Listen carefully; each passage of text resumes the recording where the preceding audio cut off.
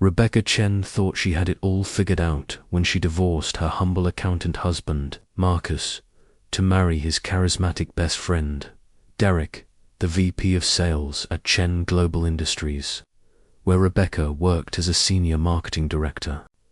But what she didn't know was that her quiet, unassuming husband was secretly the multi-billionaire who owned the very company she worked for.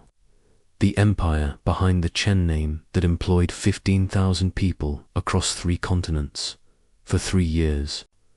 Of marriage, Marcus had hidden his true identity, living in their modest apartment, driving his 10-year-old sedan, while secretly running a $20 billion corporation from shadow offices. All because he wanted to know if Rebecca loved him for who he was, not for what he had. Derek, on the other hand, knew everything from the beginning, and when Rebecca confessed that she was leaving Marcus for his best friend, when she signed the divorce papers with relief in her eyes and dreams of Derek's penthouse lifestyle dancing in her head, she had no idea she was walking away from unimaginable wealth and straight into a trap that would leave her and Derek crushed and devastated by what Marcus did next. But how does a man hide a multi-billion-dollar identity from his own wife for 3 years? What did Derek really want from this betrayal that made him pursue his best friend's wife? And what could Marcus possibly do that would be powerful enough to crush to people who thought they had won everything?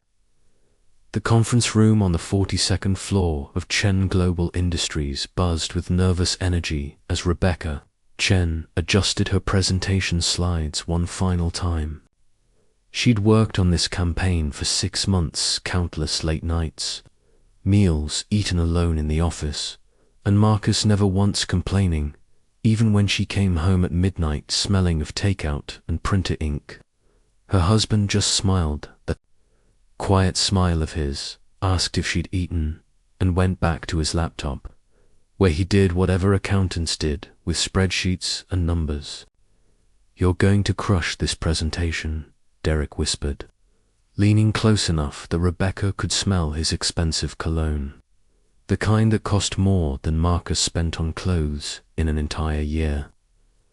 Derek's hand brushed her lower back, a touch that had become familiar over the past 3 months, ever since the company retreat in Cabo, where they'd stayed up late talking on the beach while Marcus video called from home, apologizing that he couldn't make it because of client obligations. Rebecca's phone buzzed. It was Marcus. "Good luck today. I know you'll be amazing. Love you." She typed back a quick thanks and silenced her phone. Guilt flickered through her chest, but she pushed it down.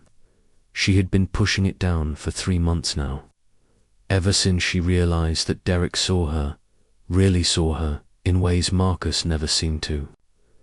Derek talked about her ambitions, her dreams of becoming CMO someday, maybe even starting her own agency. Marcus just asked if she wanted tea, and if she'd remembered to pay the electric bill. The presentation went flawlessly. Rebecca watched the executives nod, saw the CEO, Mr. Harrison Chen, lean forward with interest when she revealed the projected ROI.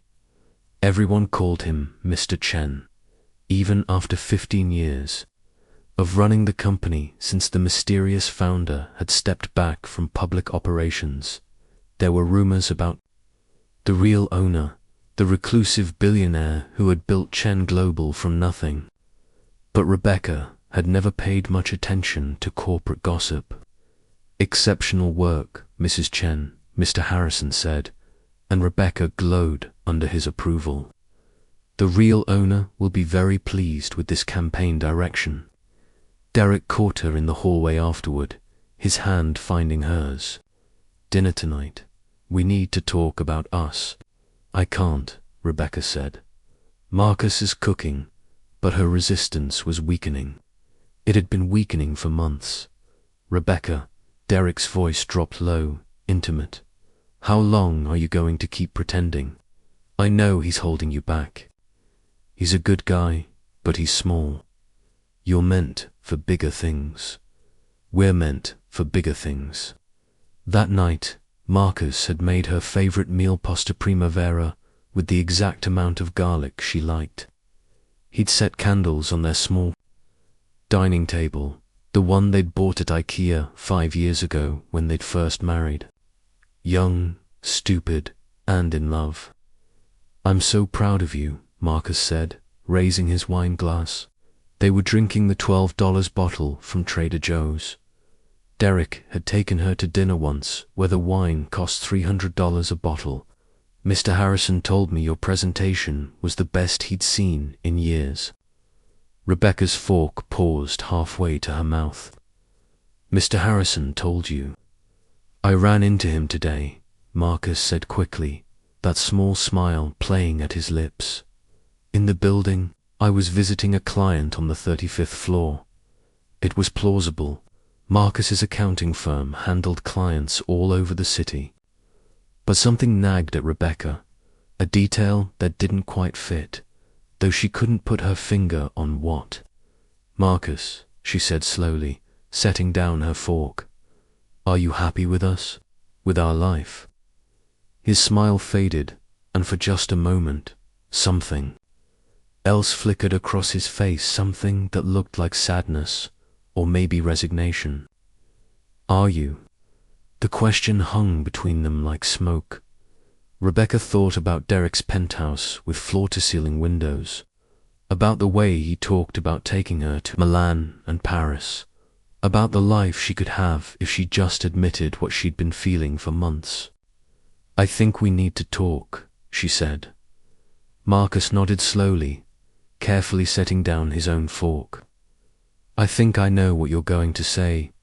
You do, Rebecca. I've watched you pull away for months, Marcus said. I've seen the way you look at your phone when you think I'm not watching. I've smelled his cologne on your work clothes. His voice was soft, not accusing, just tired. It's Derek, isn't it? She expected anger.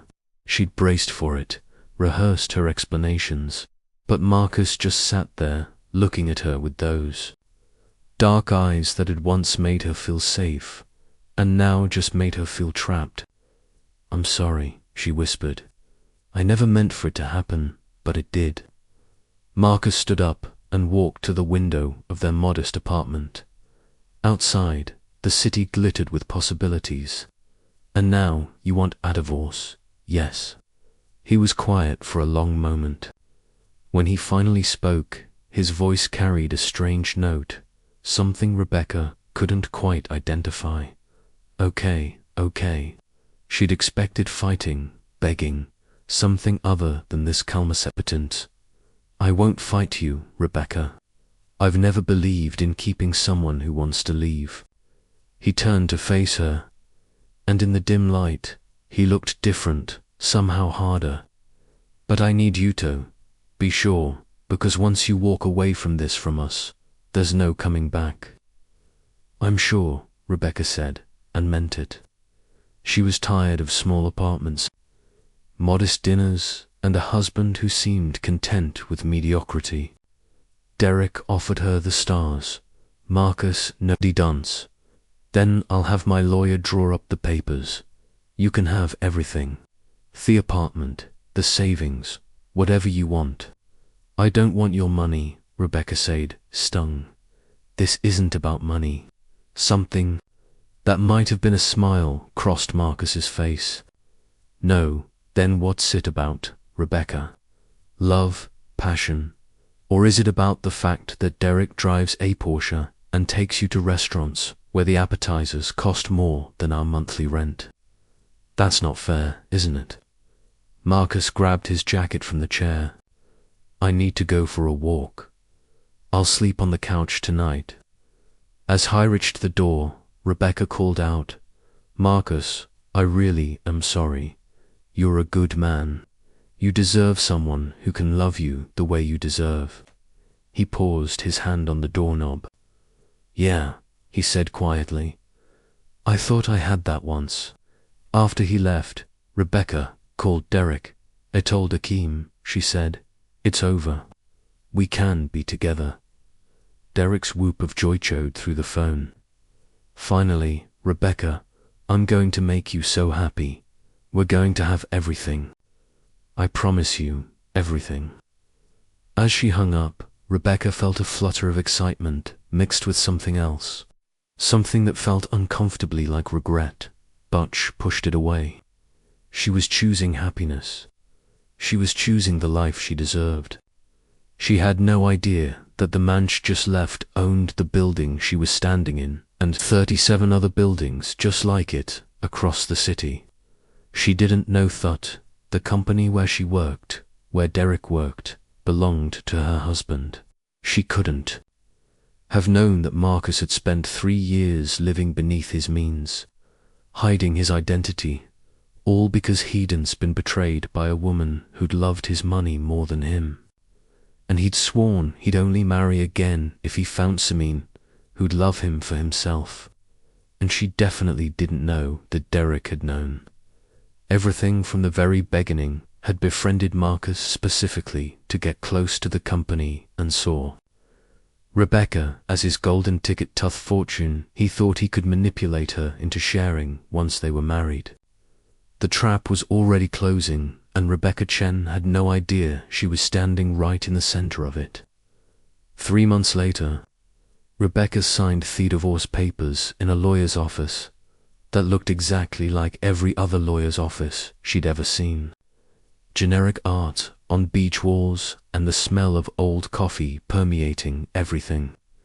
Marcus sat across from her, looking the same as always in his department store suit and practical haircut, his face calm and unreadable. That's it then, the lawyer said. A middle-aged woman with kind eyes who seemed sad about the whole thing. The divorce will be finalized in 60 days, but as of today, you're legally separated. Marcus signed his name with the same careful precision he did everything else.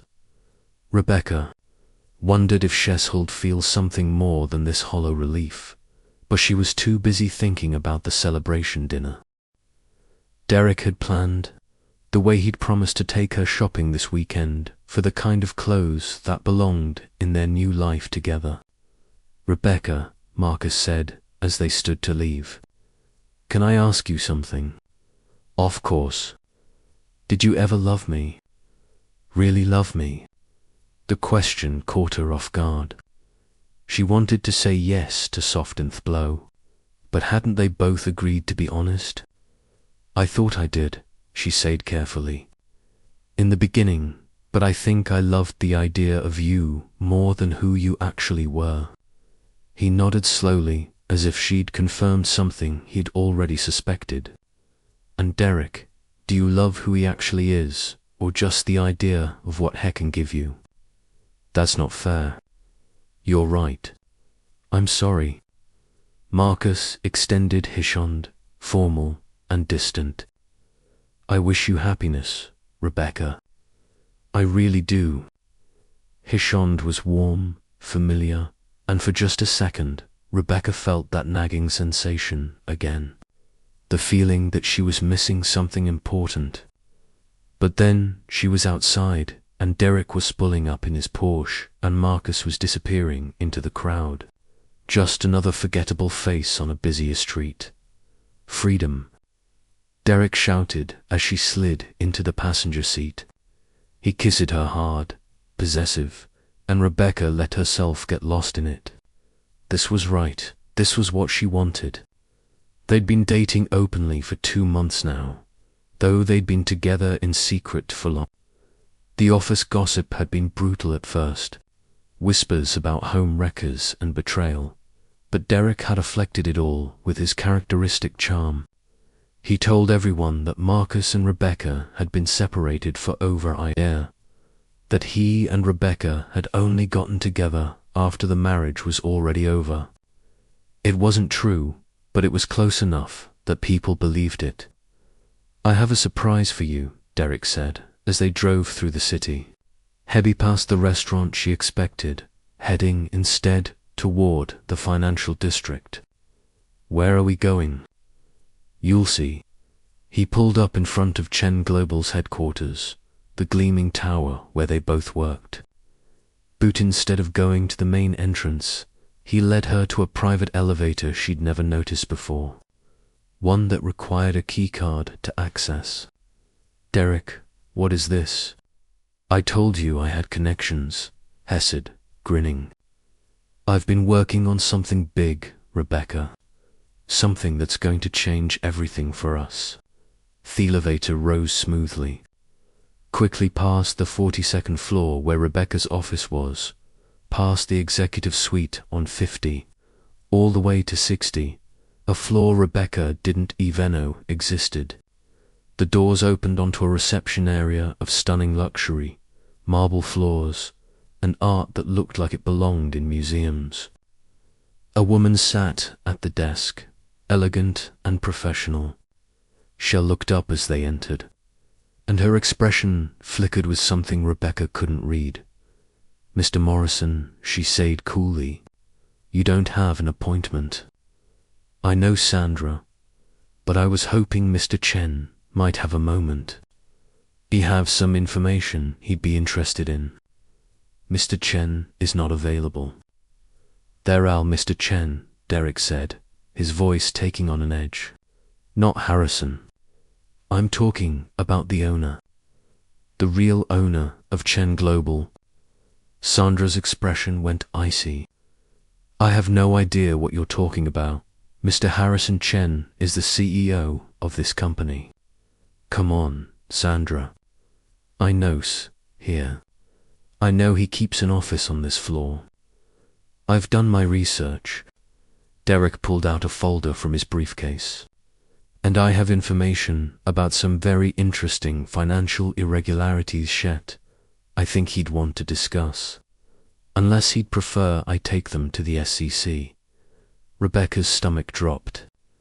"Derek, what are you doing?" "What I should have done months ago," he said, not looking at her. "Making us rich." Sandra picked up her phone, her movements deliberate. "Security, please come to the 60th floor," then to Derek. "You're making a very serious mistake." "Mr. Morrison, the only mistake would be not recognizing an opportunity when it's right in front of you." Derek's confidence was unshakable. "I know the real owner of Chen Global has been operating in secret for 15 years. I know he's worth at least $20 billion. And I know that he values his privacy enough that certain information about his holdings, his investments, his very existence would be worth a significant to keep quiet. You're attempting to blackmail the owner of Chen Global Industries," Sandra said flatly. "I'm attempting to negotiate a consulting fee for my discretion." Rebecca backed toward the elevator, her heart pounding. "Derek, this is insane. We need to leave." But before they could move, the door to thinner office opened. A man stepped out, and Rebecca's world tilted sideways. It was Marcus, but it wasn't. This Marcus wore a suit that she'd bet cost more than their apartment. His hairstyle different. His entire bearing changed. He moved with authority, with power, with the unmistakable confidence of someone who owned everything around him. "Hello, Derek," Marcus said. His voice said same, but somehow different, colder, still trying to trade on other people's work. "I see." Then his eyes found Rebecca, and something painful flashed across his face. "Hello, Rebecca," shackled and speak, couldn't breathe. Her mind was trying to process what she was seeing, but it didn't make sense. Marcus was an accountant. Marcus drove a Honda Civic.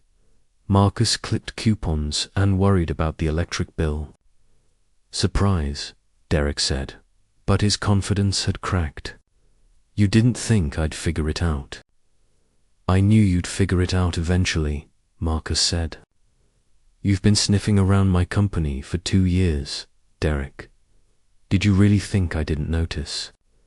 That I didn't know exactly why you befriended me? Why you pursued my wife? Your ex-wife? Derek corrected, but his hand, it was shaking. Marcus's laugh was bitter. Yes, my ex-wife, the woman I loved enough to hide who I was, to live like a normal person, to give her the choice to love me for me.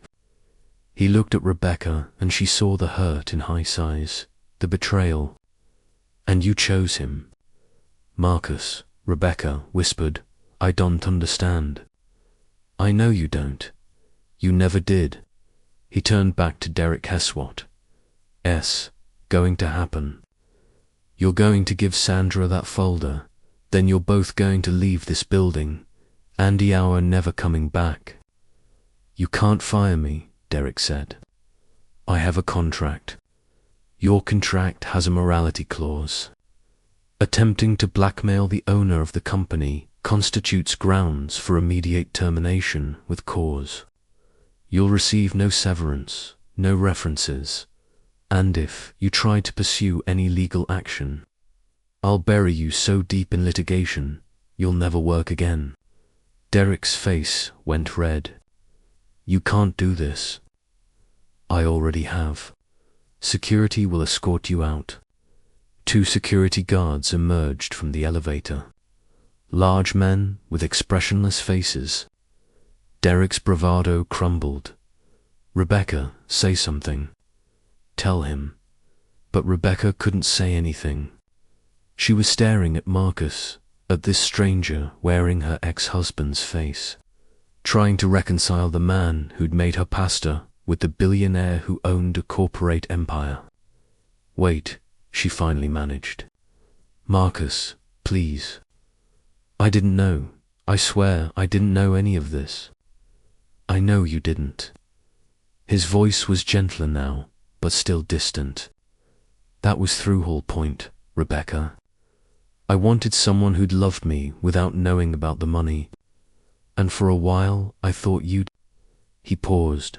But you didn't love me. You loved the idea of escape. You loved ambition and status and the life you thought Derek could give you. I made a mistake, Rebecca said, tears streaming down her face. Now, Marcus, I was stupid and selfish, and I'm so sorry. You're sorry you left an accountant. Would you be sorry if you'd known you were leaving a Bakshan billionaire? The question hung in the air, impossible to answer honestly. Derek made a lunge for Marcus, but the security guards caught him easily. You did this on purpose, he shouted. You knew I was getting closato, Rebecca. You could have told her the truth. Could have saved your marriage. But you just watched it happen. Yes, Marcus said simply. I watched you manipulate her. I watched you use our friendship to get to my wife. I watched you pretend to care about her when all you really wanted was access to money you thought she'd have after we're divorced. He looked at Rebecca. Did he tell you about his gambling debts, Rebecca? The 200,000 he owes to some very dangerous people. Did he mention that's why he needed to get close to my fortune? Rebecca felt like she might basic. No, of course not. Just like I didn't tell you who I really was. We all have our secrets. Marcus nodded to the security guards. Get them out of here. As the guards moved he forward, Derek thrashing and shouting threats. Rebecca found her voice one more time. What happens now to me? Marcus looked at her for a long moment. You work for Chen Global, Rebecca. You're a talented marketing director, and your work has... So, you'll come in on Monday. You'll report to your new supervisor, and you'll do your job. Nothing changes professionally and personally. Personally, Rebecca, you made your choice. You divorced me for a man who was using you. You chose status over substance. So, personally, we're done. Completely done. He turned back toward his office. Sandra will validate your parking. The elevator ride down wasn't, except for Derek's, continued ranting. Rebecca didn't hear any of it. She was thinking about every moment of the last 3 years, every conversation, every modest dinner, every time Marcus had smiled that quiet smile and said he was just happy to be with her. He'd been testing her, testing whether she could love him without the insert tile, money, and she'd failed. Spectacularly.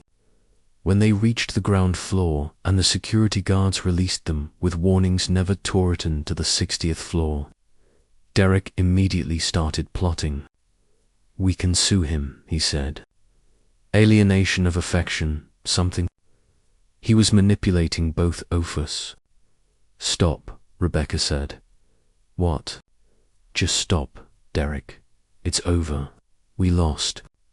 We were both so busy chasing what we thought he had that we never saw who he actually was.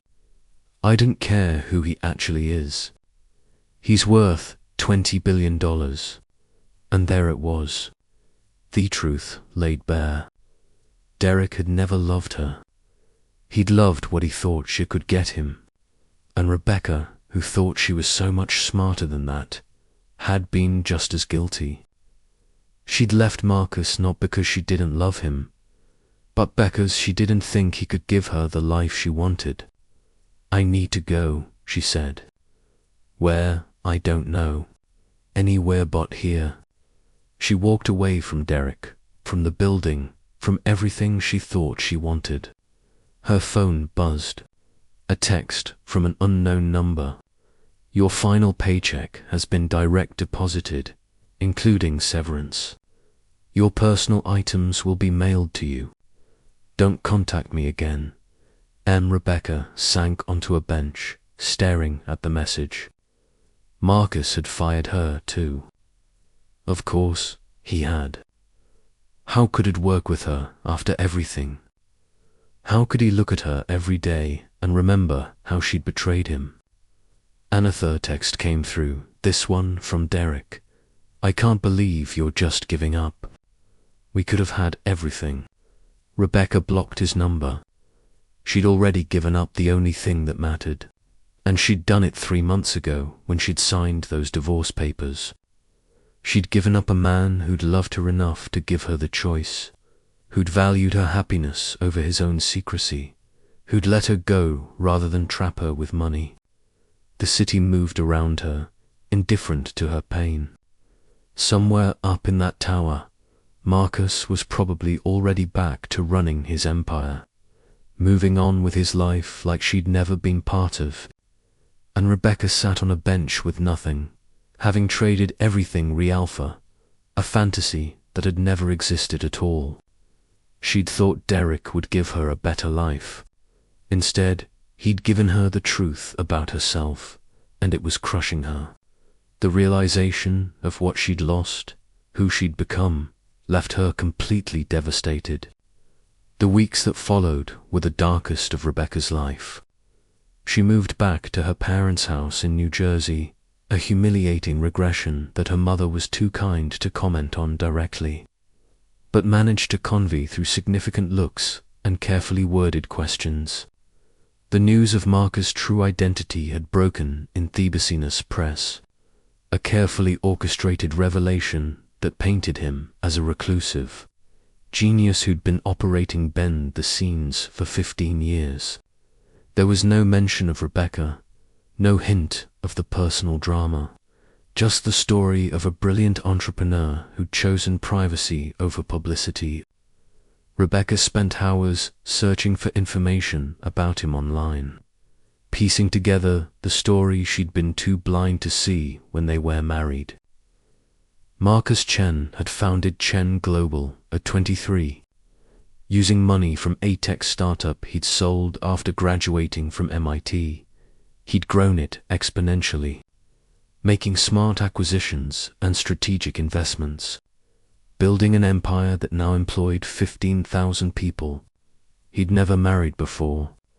Rebecca had kept his personal life intensely private, had been known in business circles as the ghost CEO, who ran everything from behind the scenes while letting executives like Harrison Chen be the public face.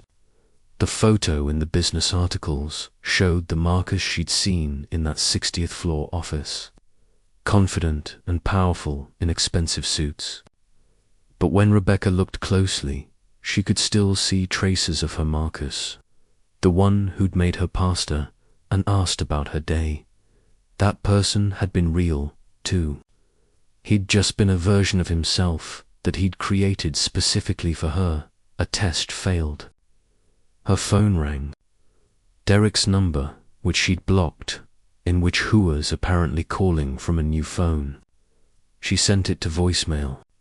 He'd called 17 times in the past week, leaving increasingly desperate messages.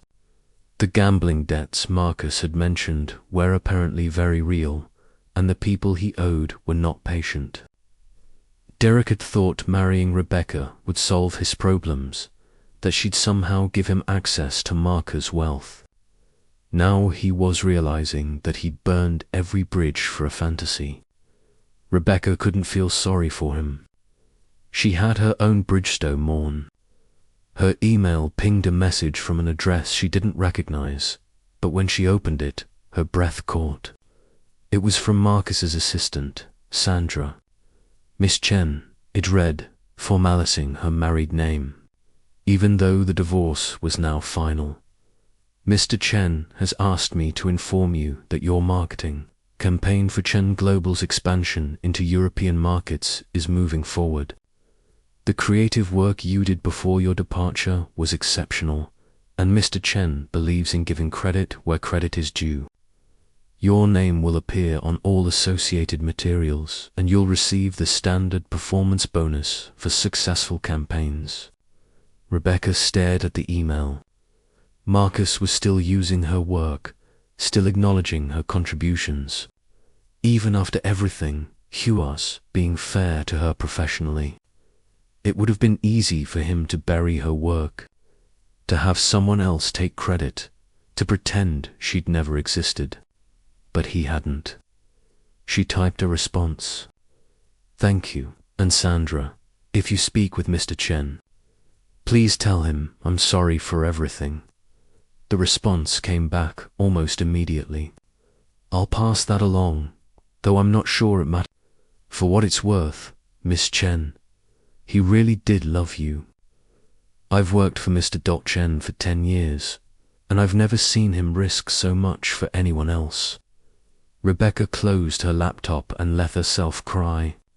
She cried for the marriage she'd thrown away, for the man she'd undervalued, for the person she'd become without realizing it. She'd thought Marcus was holding her back, that his modest lifestyle was a lack of ambition, but the truth was that Marcus had been ambitious enough to build a 20 billion empire and humble, enough to set it aside for a chance at real love, and she'd been too shallow, too focused on surface appearances to recognize what she had. Her mother found her on the back porch that evening, staring at the sunset. You want to talk about it? I don't think I can, Rebecca said. I didn't think I can explain how badly I messed up. Try me. So Rebecca told her everything about Marcus and Derek, about the deception and the divorce, about Demon she'd married who turned out to be someone completely different. Her mother listened without interrupting, her face growing more concerned as the story unfolded. Baby, she said, when Rebecca finally finished, you didn't marry someone different. You married exactly who he was. You just didn't look deeper now to see it. What do you mean?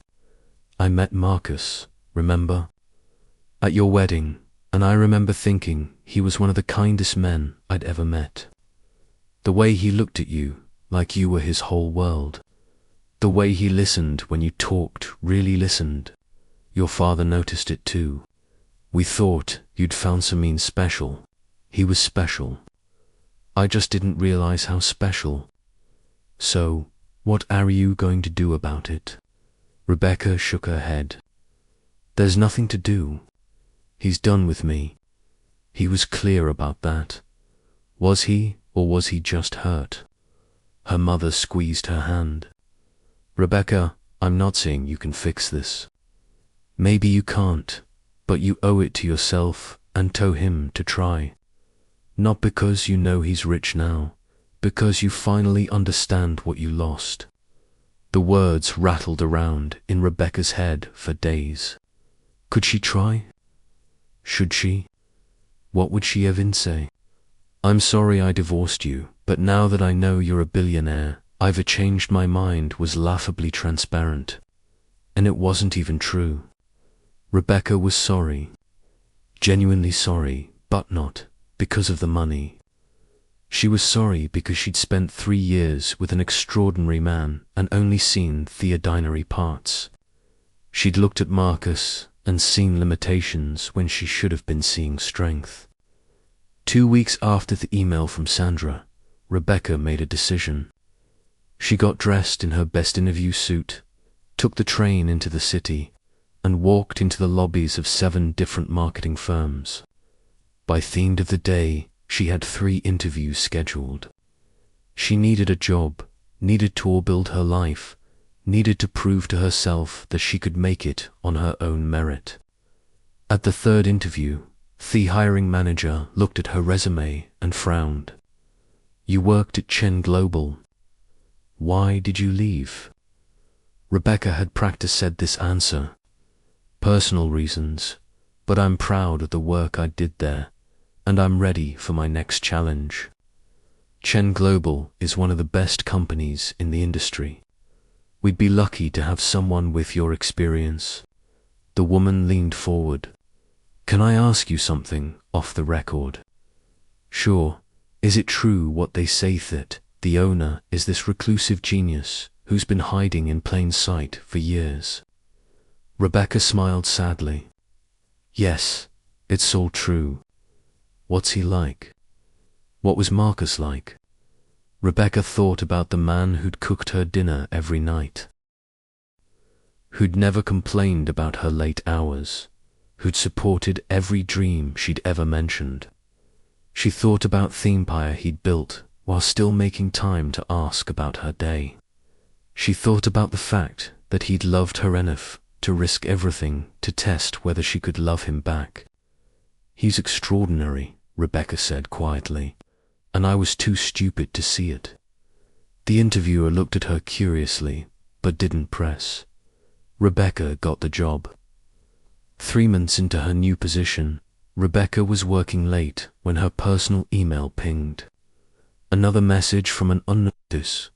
She almost deleted it, assuming it was Derek with yet another burner email, but something made her open it. Rebecca, this is Marcus. I hope you're well. I've been following your career from a distance. Sandra tells me you're doing excellent work at Morrison and Associates. I'm glad you deserve success in your own terms. I'm reaching out because I've started a scholarship fund for women pursuing careers in marketing and business. I'd like to make the first one in your name, not because of who you were married to, but because of the talent you have. You don't need to respond to this email. I just wanted you to know that I don't hate you. I'm disappointed in how things ended, but I don't hate you. I hope you find what you're looking for. Rebecca read the email 3 times, tears blurring her vision, a scholarship in her name.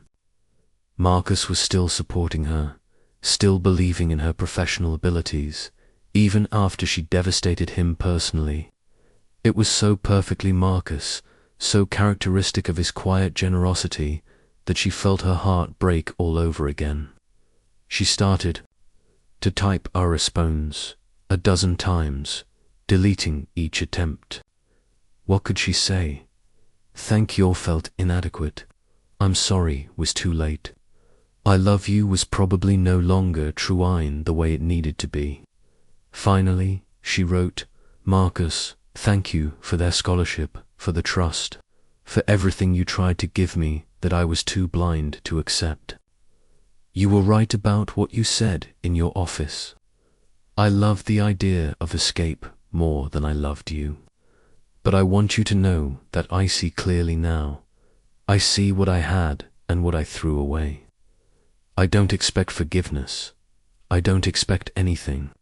It just needs you to know that you were never the problem. I hope you find someone who deserves you.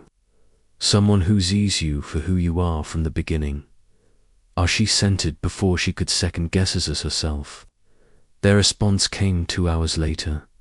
Thank you for that. It means more than you know. I've been in therapy for the past few months, working through some things. My therapist asked me what I learned from a marriage. I told her I learned that love requires honesty from both people. I wasn't honest about who I was, and you weren't honest about what you wanted. Maybe we were both playing roles for each other. Maybe in another universe, 2 different versions of us could have made it work, but in this one, we couldn't. I'm working on forgiving myself for the deception. I hope you're working on forgiving yourself, too. We both made mistakes. We're both human. Rebecca printed that email and put it in her nightstand drawer. She read it on the hard Daishun. The guilt threatened to overwhelm her. Marcus was right. They'd both been playing roles. She'd been playing the supportive wife who didn't care about money while secretly resenting every modest choice they made. He'd been playing the humble accountant while running an empire. Neither of them had been honest enough to build something real. 6 months later, Rebecca was at a marketing conference in Chicago when she saw him across the hotel lobby. Marcus talking, with a group of executives commanding attention in a way he never had when they were married. Or maybe he always had and she just never noticed. Their eyes met for a long moment. Neither of them moved. Then Marcus sexed himself from his group and walked over. Rebecca, Marcus, up close. He looked different. Older, maybe, or just more settled into who he really was. How are you? I'm okay, good actually. I got promoted last month. Associate director, I heard. Congratulations. His smile was genuine. You're building something real. I'm trying. She hesitated. How are you? Stupid question. You're probably exactly the same. Actually, I'm not. He glanced around the busy lobby. Do you have time for coffee? They sat in the hotel bar, surrounded by the noise of the conference, and talked for an hour. Marcus told her about stepping into the public role of CEO, about how strange it was to be known after all those years of anonymity. He told her about the philanthropy work he was expanding, about the scholarship fund that now supported 20 women in business programs across the country. Rebecca told him about her job, booth campaigns she was proud of, about slowly rebuilding her confidence. Shedden mentioned Derek, and Marcus didn't ask. I've been thinking about what you said, Marcus finally said, about seeing clearly now. The thing is, Rebecca, I don't think either of us was seeing clearly back then. I was so focused on testing whether you loved me for me that I never stopped to ask if you even knew who me was. How could you love Sumiono? Didn't really know. I knew the important parts, Rebecca said. You were kind and patient and generous. You cared about people. You listened. Those weren't fake, Marcus. Those were real, but they weren't enough. No, she admitted they weren't. And that says terrible things about me. Marcus was quiet for a moment. Or maybe it just says you wanted a partner who was honest with you. I wasn't. I was running an experiment and you were the subject. That wasn't fair. You were protecting yourself after what happened with whoever came before me. His eyebrows rose. How do you know about that? I did some research, found an article about a lawsuit from 8 years ago. A woman claiming you'd promised her money if she married you, that you'd lied about your wealth. Anna. Marcus' jaw tightened. She was working for a competitor, trying to get insider information. When I found out, She claimed we had an agreement. We didn't, but it made me paranoid about ever trusting anyone again. So, you decided to test the next person by pretending to be poor. By pretending to be normal, not poor, just ordinary. Hem at her eyes. I wanted someone who'd love me without the complications of money. But maybe that was impossible. Maybe money is always going to be a complication, whether you have it or hide it. Rebecca wanted to disagree, to tell him it was possible that she could have loved him without knowing, but she'd already proven that she couldn't. I'm sorry, she said, for not being who you needed. I'm sorry for not being honest about who I was. Marcus finished his coffee. But maybe we needed this. Maybe we both needed to fall apart to figure out who we really are. Have you figured it out? I'm working on it. He stood up. It was good to see you, Rebecca. Really, take care of yourself. Marcus, wait. She stood too. Can I ask you something? Sure. Was any of it real? The marriage, the love, any of it? He looked at her for a long moment, and she saw the same pain in his eyes that she felt in her chest. All of it was real, he said quietly. That's what makes it hurt so much. He walked away, and Rebecca let him go, because that was the truth. Finally spoken out loud. They'd loved each other in their imperfect, incomplete way. But love without honesty, without really seeing each other, wasn't enough to build a life on. Rebecca stayed at the bar for another hour, thinking about choices and consequences, about the price of ambition and the cost of deception. She'd wanted a bigger life, and she'd gotten one, just not in the way she'd imagined. She'd lost her husband and gained perspective. She'd lost security and gained independence. She'd lost everything she'd taken for granted and learned what actually mattered. It was the most expensive education she'd ever received, and she'd paid for it with her marriage. Somewhere up in that hotel or back in New York, Marcus was paying his own price, learning his own lessons. They'd both been crushed by the weight of their choices.